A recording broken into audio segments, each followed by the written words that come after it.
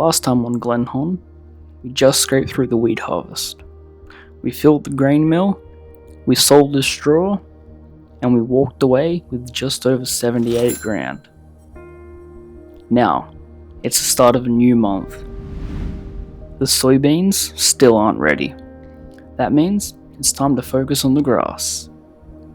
Originally, I bought a baler and wrapper combo, but I've already sold it.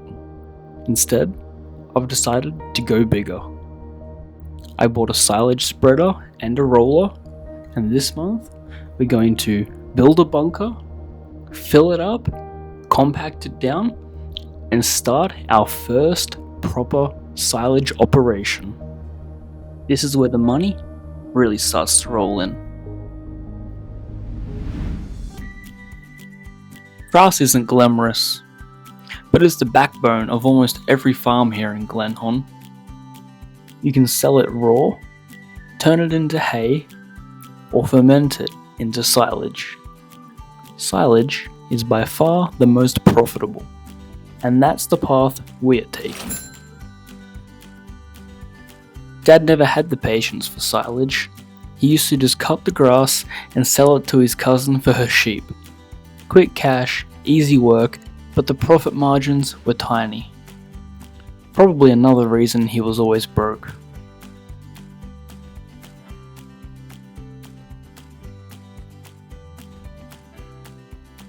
The thing about grass is, it's reliable. It grows back season after season, and if you manage it right, it can quietly bankroll the bigger crops. Cows, silage contracts, even biogas. It all starts with these green fields. With 2 decent sized grass fields ready, it's time for us to cut. And cut big we will.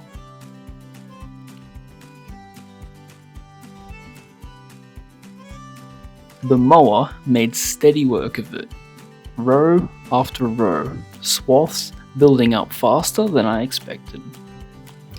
There's something satisfying about it too, seeing the lines across the paddock, knowing you're setting up future income. By the end of the job, we had around 230,000 litres of grass ready for the pit. That is a serious haul, and more than enough to start building a real payday. For the first time since coming back, the farm felt like it was producing on purpose, not just scraping by.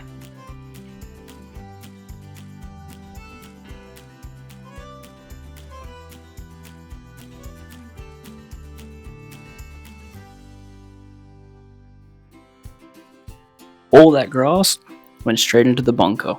Forage wagon made the carting easy, and with the spreader, we could even the pile out across the pit. Then came the compaction. Silage only works if you press it down to 100%. It's tedious, but it's the only way to get a good fermentation. Once it was packed, we covered it up, and now it's just a waiting game. In a few days' time, that bunker will be full of high value silage. That's why I chose the pit over wrapped bales. Bales may be easier to move, but they're slower and more fiddly. A bunker lets you work in bulk, and that means bigger profits.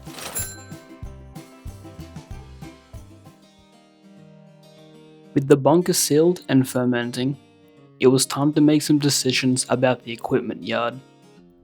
Some of Dad's old gear was just dead weight, and this was the month to clear it out. The tractor and front loader went first. They'd done their job, but it was time to move on to more efficient setups. Keeping old gear around only slows the farm down. The baler and wrapper combo also went. I'd already switched to a bunker system, so there was no sense hanging onto equipment I'd never use again. The old fertilizer? Sold. This clears space and frees up some cash. And then there was the flour. The mill had already churned out about 5,000 litres, sitting neatly on pallets. But the market price wasn't right, so I stacked them in storage to wait for a better payday.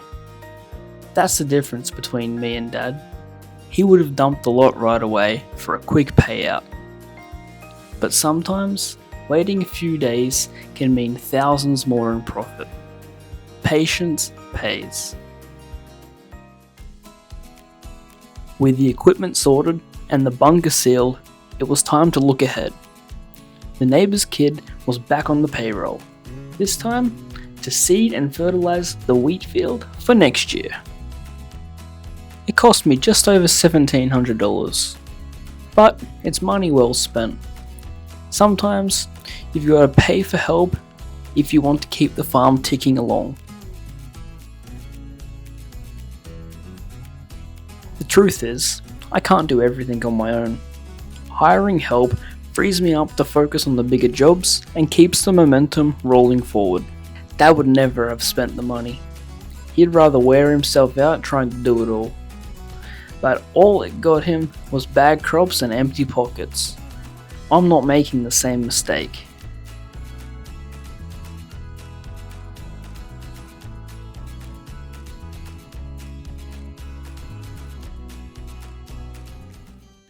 To make life easier in the long run, I rented a plow and set to work joining the two grass fields into one. Bigger fields means less turning, less wasted time, and smoother jobs for hired workers. There's something satisfying about breaking new ground, carving away the old divisions, and making the farm just a little more efficient with every pass. When the two fields finally become one, it felt like the progress you could see. It wasn't just about grass anymore. It was about building the farm into something that could last. This is where Dad would have shaken his head and said it was wasted effort. But I know better. Efficiency pays off in the long run. And next time we cut, this field will be faster, smoother, and more profitable.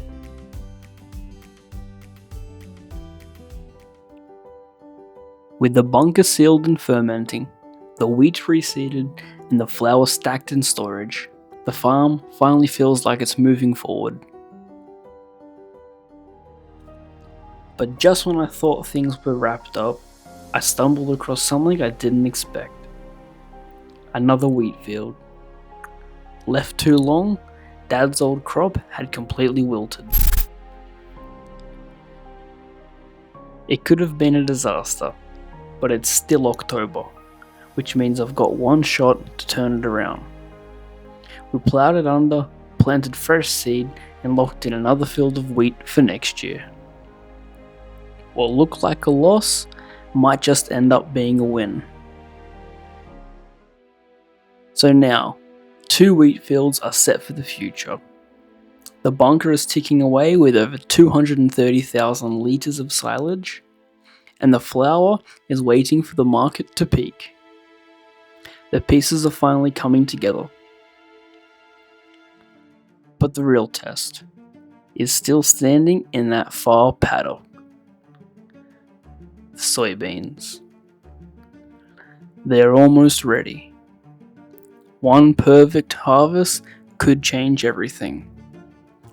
Pay off debt, upgrade the farm, and finally put us ahead for the first time. Or it all goes wrong. It could undo everything we've built so far. Next time in Glen Huon, we find out if this farm sinks or survives.